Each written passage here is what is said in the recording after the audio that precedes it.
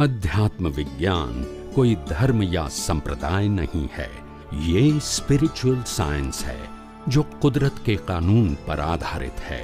ये विज्ञान पूरे ब्रह्मांड के सभी रहस्यों को उजागर करता है और जीवन के सभी पहलुओं को समझने के लिए एक नई दृष्टि देता है।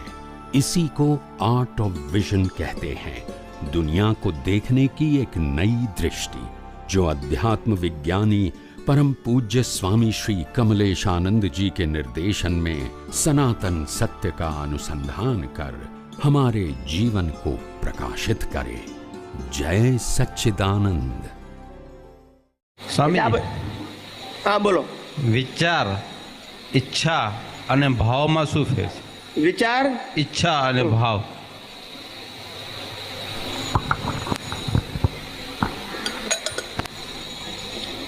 વિચાર એટલે શું? આ મન જે છે, મન એ વિચારોના ગૂંચળાનું બનેલું છે. શેનું બનેલું છે? સંજોગ આવે એટલે વિચારો આયા જ કરે, આપણે ના કરવા હોય તોય. એ આપણા અધીન નથી. તમે નક્કી કહો રાતના 10 વાગે કે મારે સૂઈ જવું છે, આંખો બંધ કરી દીધી તો વિચારો ચાલુ હોય. બરાબર. તમારે કરવા નથી, આયા રાખે, એને વિચાર કહેવાય. બરાબર. ઈચ્છા એટલે વસ્તુ કે વ્યક્તિ પ્રાપ્ત થાય એવી અપેક્ષા. પ્રાપ્ત થાય કે નહીં પણ અપેક્ષા આપણી, એને ઈચ્છાઓ કહેવાય. તે ઈચ્છા 2 પ્રકારની, એક ઉગતી ઈચ્છા અને એક આથમતી ઈચ્છા. ઉગતી એટલે અને આથમતી એટલે?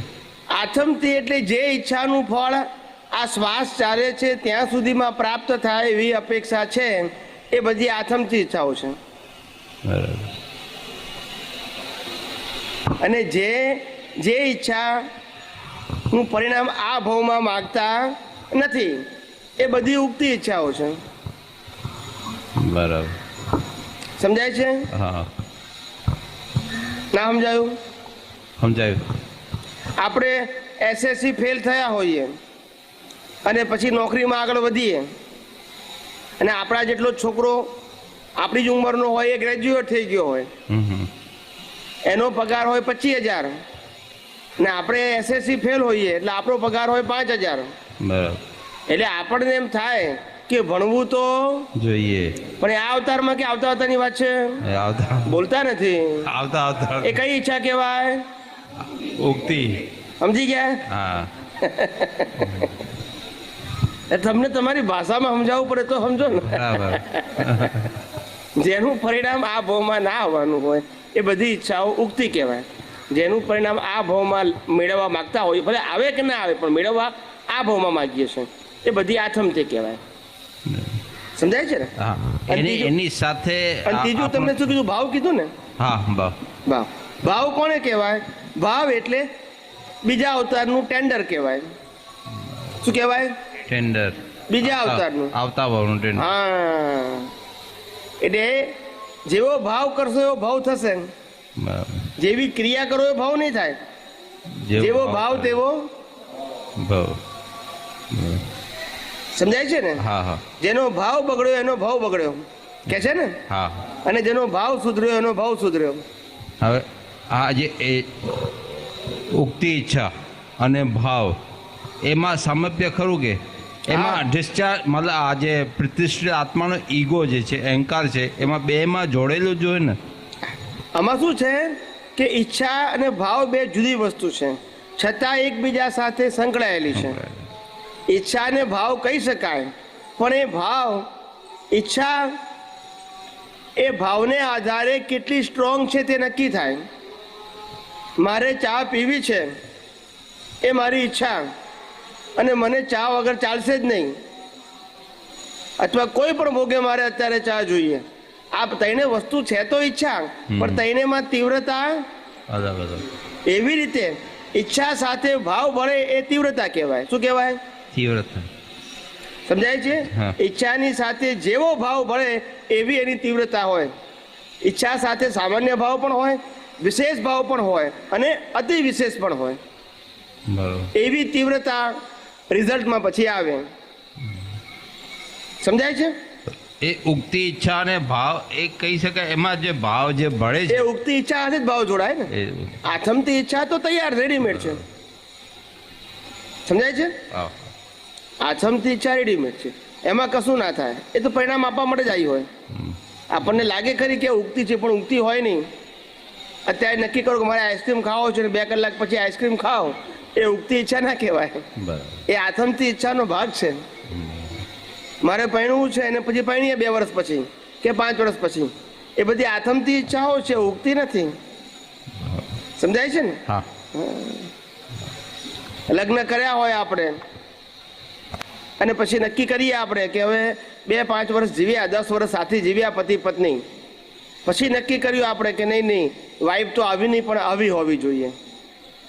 શું કીધું? આવું હોય તો જીવન નીકળે. પણ એ ઉગતી ઈચ્છા કે આથમતી? ઉગતી ઈચ્છા. એટલે આ તો તમને સમજાય એટલા માટે.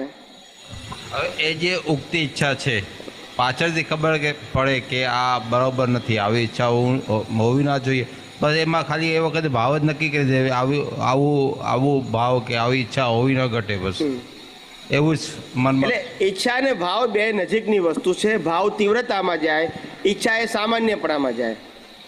તમને આઈસ્ક્રીમ ખાવાની ઈચ્છા હોય, અમને આઈસ્ક્રીમ ખાવાની ઈચ્છા હોય, અમને આઈસ્ક્રીમ ખાવાની ઈચ્છા હોય, પણ તેના ભાવ જુદા જુદા હોય આઈસ્ક્રીમ ખાવા માટેના. એ તીવ્રતામાં જાય. હા, એ જે ઉગતી ઈચ્છા છે એમાં પાછળથી ખબર પડે, આપણને ખ્યાલ આવે કે આ મોક્ષ માટે બરાબર નથી, આ જે મેં ઈચ્છા કરી એ બરોબર નથી, આવું તો એ ખાલી ભાવ જ એ વખતે કરી દેવાનું કે આવું ન હોવું ઘટે. બસ બસ બસ ફેરવવાનું જ છે, ખાલી બીજું કંઈ કરો, ચમત્કાર નથી કરવાનો. જ્ઞાન સહેલું છે પણ લોકોએ અઘરું કરી નાખ્યું. સમજાય છે? માળા ગણવાની હતી મનની અને ગણવા બેઠા લાકડાની. શું થાય પછી? સમજાય છે? મનની માળા ગણવાની હતી, મનમાં ભગવાનને યાદ કરવાના હતા કે જેથી આપણું સ્મરણ રહે. એની જગ્યાએ માળા કરી નાખી તો માળા હાથમાં ફર્યા કરતું હોય ને આપણું મન તો ક્યાંય ફરતું હોય. એટલે મિકેનિકલ થઈ ગયું. એ દરેક વસ્તુનો આશય સારો હતો, એનો ઉપયોગ ખોટો થયો. શું થયો? ઉપયોગ. એ જે ઈચ્છાઓ થાય છે આથમથી કે ઉગતી, એ ડિસ્ચાર્જ હોય છે, મતલબ જે આવવાની જ હોય છે ના. આથમતી ઈચ્છા ડિસ્ચાર્જ કહેવાય અને ઉગતી ઈચ્છા ડિસ્ચાર્જ ના કહેવાય. અચ્છા, ઉગતી ઈચ્છા ડિસ્ચાર્જ ના કહેવાય, આથમતી ઈચ્છા ડિસ્ચાર્જ કહેવાય. ડિસ્ચાર્જ એટલે પરિણામ આપવા માટે સન્મુખ થઈ છે. બરાબર, સમજાય છે ને? હા. ઉગતી ઈચ્છાનું તો ફળ તો નેક્સ્ટ બર્થમાં આવે. ક્યારે આવે? ન, પણ એ ઈચ્છા જે થાય છે એ પણ વિચારથી જ થાય છે ને. વિચાર આવ્યો તો એની સાથે કંઈક ભળીને આપણે કંઈક ઈચ્છામાં પરિવર્તન થતી હોય. હા, વિચારથી થાય, પણ એ વિચાર કયા આધારે આવે આપણને? તો કે કોઈ પણ સંજોગ બને એના આધારે આપણે અંદર ચિંતન મનન કરીએ કે આપણા માટે શું હિતકારી છે અને શું હિતકારી નથી. એના આધારે પછી એ વિચાર ઈચ્છામાં કન્વર્ટ થાય, પછી ભાવમાં કન્વર્ટ થાય. એટલે પહેલા તો વિચાર જ આવે, વિચાર તો આવે ને, એના પછી અંદર આપણે જેટલું ઇન્વોલ્વમેન્ટ થાય. જો વિચારના 2 પ્રકાર, એક વિચાર કુદરતી આવે અને એક વિચાર ઉપર આપણે વિચારીએ. હા, એટલે આવ્યા તો પહેલા તો વિચાર જે બધા છે એ તો કુદરતી જ છે. કહું તમને બધા એક ને તમને જવાબ આપીશ એટલે સમજણ પડશે. વિચાર આવો અને વિચારની અંદર આપણે ઇન્વોલ્વ થવું, એ બંને વચ્ચે આસમાન જમીનનો ફેર છે. વિચાર આવો એ પરિણામ છે અને ઇન્વોલ્વ થવું એ આપણો પુરુષાર્થ છે. તમે આંખો બંધ કરીને બેસો તો કેટલાય વિચારો આવે, ના આવે? આવે. પણ બધા વિચારોમાં તમે જલાઈ પડતા નથી. પણ કેટલાક વિચારમાં તમે જલાઈ જાઓ, એના ઉપર પછી અંદર માયાજાળ રચાય. શું રચાય? માયાજાળ છે. માનો કે વિચાર આવ્યો મારે મકાન લેવું છે, એવો વિચાર આવ્યો, દુકાન લેવી છે, આમ કરવું છે, તેમ કરવું છે. એમાંથી એક વિચાર આવ્યો કે મકાન લેવું છે. પછી મકાન લેવાનો વિચાર આવ્યો એટલે પકડી ગયા આપણે. હવે મકાન કેવું, ફ્લેટ લેવો કે બંગલો લેવો, ક્યાં લેવો, કેટલાનો લેવો, પછી ઊંડા ઉતરે એમાં. એ વખતે જ ઈચ્છામાં કન્વર્ટ થઈ જાય. એ ઈચ્છામાં કન્વર્ટ થાય. એ વખતે ઈચ્છામાં કન્વર્ટ થઈ જાય છે. એ બધું વિચાર કે એ બધું વિચાર ચિંતન થવાથી એ ઈચ્છામાં કન્વર્ટ થઈ જાય. બાકી કુદરતી વિચાર તો બધાને આવે અને એ જોખમ કરતા નથી. બરાબર. વિચારમાં વિચરો ત્યારે સર્જન થાય. બરાબર. માત્ર વિચાર એ પોતે વિસર્જન છે. શું છે? વિસર્જન. માત્ર વિચારો આવવા એ વિસર્જન છે. એના માટે તમે જવાબદાર નથી. સારા આવે ખરાબ આવે બેમાંથી એકેમાં જવાબદાર નથી. પણ તમે જે વિચારમાં ઇન્વોલ્વ થઈ જાઓ, જોડાઈ જાઓ અને પછી જે અંદર માયાજાળ આખી ઊભી થાય એના માટે તમે જવાબદાર. બરાબર. એ ક્યાં રાગથી ભેગા થાય ક્યાં દ્વેષથી અંદર ઊંડા ઉતરો. સમજાય છે? હા. ત્યાં તમારી જોખમદારી છે. પણ માત્ર વિચારની જોખમદારી એ પરિણામ છે. મારી વાત સમજાઈ? હા. એટલે વિચારો તો દરેકને આવે જ ને. બોલો. વિચાર જે આવે એમાં જે તન્મયાકારપણું થાય, ડિસ્ચાર્જ અહંકાર, એમાં તન્મયાકાર થાય, એ તો વ્યવસ્થિતનો ભાગ છે. વિચારોમાં તન્મયાકાર થવું એ તો વ્યવસ્થિતનો ભાગ છે ને. ના, બતાવો. વિચારોમાં તન્મયાકાર થવું એ શું કહેવા માંગે છે? ફર્સ્ટ સ્ટેપમાં તો એ ડિસ્ચાર્જ છે ને, પછી સ્વીકારી કે ના સ્વીકારી. આમાં શું છે કે ફર્સ્ટ સ્ટેપ હોય કે લાસ્ટ સ્ટેપ હોય, સ્ટેપનો પ્રશ્ન નથી. વિચારો જે છે એ વિચારોનું ગૂંચળું છે. એમાંથી વિચારો ફૂટ્યા જ કરે. તમારે એફર્ટલેસ હોય. કેવું હોય?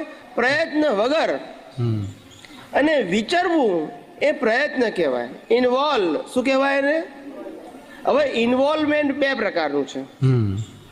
એક ઇન્વોલ્વમેન્ટ જાગૃતિપૂર્વકનું છે બરાબર. અને એક ઇન્વોલ્વમેન્ટ બેભાનપણાનું છે. બરાબર. એટલે કે જાગૃતિ વગરનું છે. જાગૃતિ વગરનું ઇન્વોલ્વમેન્ટ છે એ મિકેનિકલ છે. કેવું છે?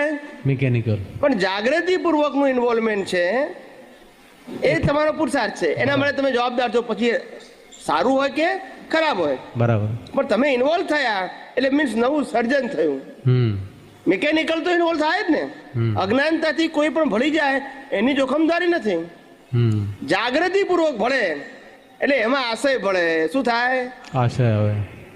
રાગમાં રાગનો આશય અને દ્વેષમાં આ આશય ભળે. બસ ત્યાં જવાબદાર છો. બરાબર.